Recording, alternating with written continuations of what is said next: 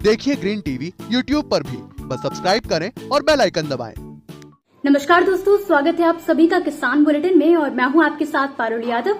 आज के किसान बुलेटिन की बड़ी हेडलाइंस पर एक नजर डालेंगे, लेकिन उससे पहले एक नजर डालते हैं हमारी आज की खास स्क्रीन टिप पर।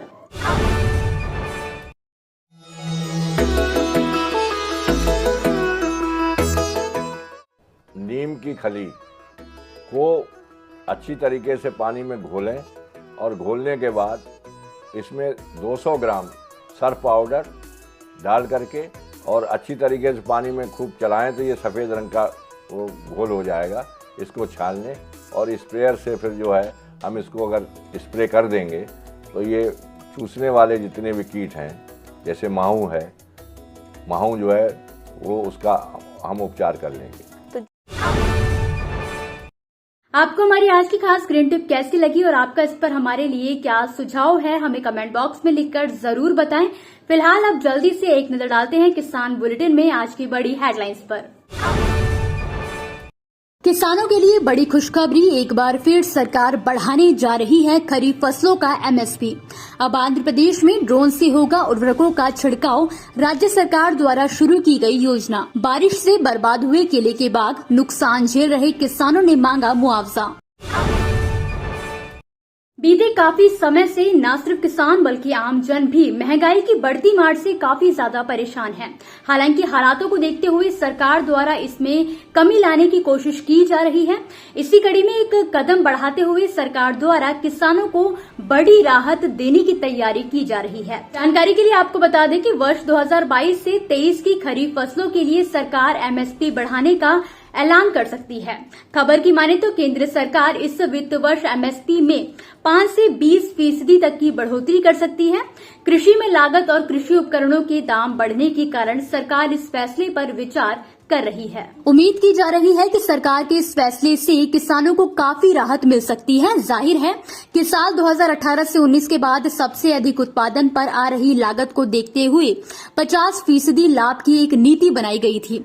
इस नीति के कारण फसलों के लिए एमएसपी को 4.1 से लेकर 28.1% तक बढ़ाया गया है। वहीं मीडिया रिपोर्ट्स की माने तो पिछले 3 सालों में एमएसपी पर 1 से 5% तक की बढ़ोतरी की गई है। इतना ही नहीं, एक रिपोर्ट की माने तो इस साल कृषि लागत व मूल्य आयोग ने मूंगफली के साथ ही सोयाबीन और तिलहन के एमएसपी में सबसे ज्यादा बढ़ोतरी करने की सिफारिश की है। केंद्र सरकार के साथ साथ राज्य सरकारें भी कृषि में तकनीक के इस्तेमाल को बढ़ाने के लिए लगातार काम कर रही हैं। इसी कड़ी में अब आंध्र प्रदेश सरकार खेतों में उर्वरकों के छिड़काव के लिए ड्रोन तकनीक को बढ़ावा देने के काम में जुट गई है। कृषि ड्रोन के उपयोग को लागू करने की योजना पर राज्य में काम किया जा रहा है। उम्मीद है कि सरकार के इस कदम से फसलों और किसानों के उत्पादन में वृद्धि होगी।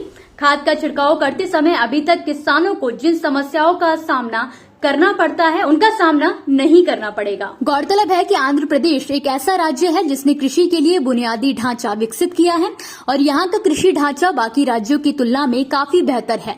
सरकार की योजना के तहत राज्य के हर जिले को इस्तेमाल के लिए ड्रोन दिए जाएंगे, जिसमें रायलसीमा को सबसे ज्यादा 500 ड्रोन मिलने की संभावना है, जिनमें से 120 चित्तूर के लिए, 100 कड़बा के लिए, 100 अनंतपुर के लिए, 50-60 नंदयाल के लिए, 70 कुरनूल के लिए और बाकी रायचोटी, पुट्टपर्ती और श्री बालाजी के लिए हैं। किसान इन ड्रोन्स को रायथू भरोसा केंद्रों से किराए पर ले सकेंगे। हालांकि शुरुआत में इन्हें अधिकृत ड्रोन पायलटों द्वारा संचालित किया जाएगा, मगर राज्य सरकार का प्रयास है कि अधिक से अधिक लोगों को ड्रोन उड़ाने के लिए प्रशिक्षित किया जाए। सोलापुर जिले में पिछले कुछ दिनों से हो रही बारिश ने किसानों का जीवन अस्त व्यस्त कर दिया है। इस बारिश के कारण करमाला तालुका में केला उत्पादकों को भारी नुकसान का सामना करना पड़ा है। आलम यह है कि बारिश के कारण क्षेत्र के अंदर बड़ी संख्या में केले के बाग खराब हो गए हैं। बता दें कि जिस समय केले की फसल पक रही है उस समय बारिश से किसानों के बाग नष्ट हो गए हैं। ऐसे में किसानों ने अपने नुकसान की भरपाई के लिए मुआवजे की मांग की है। जानकारी के लिए आपको बता दें कि करमाला तालुका क्षेत्र में 25 हेक्टेयर में केले के बाग लगाए गए हैं। किसानों का कहना है कि बारिश से करीब 70 लाख का नुकसान हुआ है और भारी बारिश से बर्बाद हुए किसान इन दिनों नुकसान की भरपाई के लिए मुआवजे की मांग कर रहे हैं। किसानों का कहना है कि केले की फसल कटने के लिए तैयार थी, लेकिन अचानक हुई बारिश ने सब कुछ बिगाड़ दिया। ऐसे में किसानों को बची हुई फसल का बेहतर दाम मिलने की उम्मीद नहीं है। वहीं किसानों का कहना है कि उन्होंने लाखों की लागत से केले के बाग तैयार किए थे, लेकिन बारिश के कारण बाग में लगे कई पेड़ पौधों को नुकसान पहुंचा है। ऐसे में अगर सरकार मुआवजे की घोषणा नहीं करती है तो खर्चा नहीं निकल पाएगा और किसानों का निवेश भी उनकी मेहनत की तरह खर्च होगा। दोस्तों, ये थी वो खबरें जिन्हें हमने आप तक विस्तार से पहुंचाया, लेकिन अब हम बात करेंगे कुछ ऐसी खबरों की जिनके बारे में भी आपके पास जानकारी होना जरूरी है। तो चलिए फटाफट से एक नजर डालते हैं खेती किसानी और कृषि क्षेत्र से जुड़ी आज की छोटी बड़ी अपडेट्स पर। हरियाणा सरकार राज्य के अंदर बागवानी को शक्ति देने की तैयारी कर रही है, जिसके तहत 2600 करोड़ के बजट से प्रदेश में बागवानी को शक्ति यानी कि वित्तीय पोषण देने की योजना बनाई गई है। इसके लिए मुख्यमंत्री मनोहर लाल खट्टर ने जापान इंटरनेशनल कोऑपरेशन एजेंसी के सहयोग से 2600 करोड़ रुपए के वित्त पोषण को स्वीकृति प्रदान की है। इसका फायदा प्रदेश के 3 लाख से ज्यादा किसानों को मिलेगा। राजस्थान के मुख्यमंत्री अशोक गहलोत ने करीब 13 लाख किसानों को फायदा पहुंचाने के लिए कृषि बिजली कनेक्शनों पर 291 करोड़ रुपए का अनुदान दिया है। उन्होंने कहा है कि हमारी सरकार लगातार किसानों के हित में काम कर रही है और उन्हें हर संभव मदद मुहैया करा रही है। मुख्यमंत्री आवास पर ऊर्जा विभाग की समीक्षा बैठक को संबोधित करने के बाद सीएम गहलोत ने कहा कि साल 2024 तक प्रदेश के 4.88 लाख किसानों को नए कृषि बिजली कनेक्शन दिए जाएंगे। पंजाब के लुधियाना में भारतीय किसान यूनियन एकता डकौंदा जिला कमेटी के निमंत्रण पर सिंधवा बेट जगरांव व रायकोट ब्लॉक के सैकड़ों किसानों ने बस स्टैंड जगरांव से जिला प्रधान महेंद्र सिंह कमालपुरा की अगुवाई में रोष रैली निकाली। किसानों ने रैली किसान आंदोलन में मारे गए किसानों के परिजनों को सरकारी नौकरी और मुआवजा नहीं मिलने की एवज में निकाली थी। भारतीय मौसम विभाग आए दिन किसानों की फसलों की सुरक्षा के लिए एग्रोमेट एडवाइजरी जारी करती रहती है। इसी कड़ी में असम राज्य के लिए मौसम विभाग ने एग्रोमेट एडवाइजरी जारी की है। मौसम विभाग ने सलाह देते हुए कहा है कि जैसे जैसे साली राइस का मौसम नजदीक आ रहा है, किसानों को सलाह दी जाती है कि रोपाई से 21 दिन पहले मुख्य भूमि की जुताई करें ताकि खरपतवार निकल सके।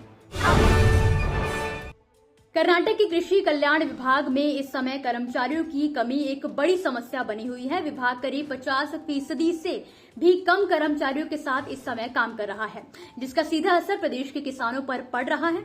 हालात ये है कि विभाग के कर्मचारियों की कमी के चलते न सिर्फ किसानों को योजनाओं का लाभ नहीं मिल पा रहा है, बल्कि साथ ही उनकी किसी भी समस्या का समाधान नहीं हो पा रहा है।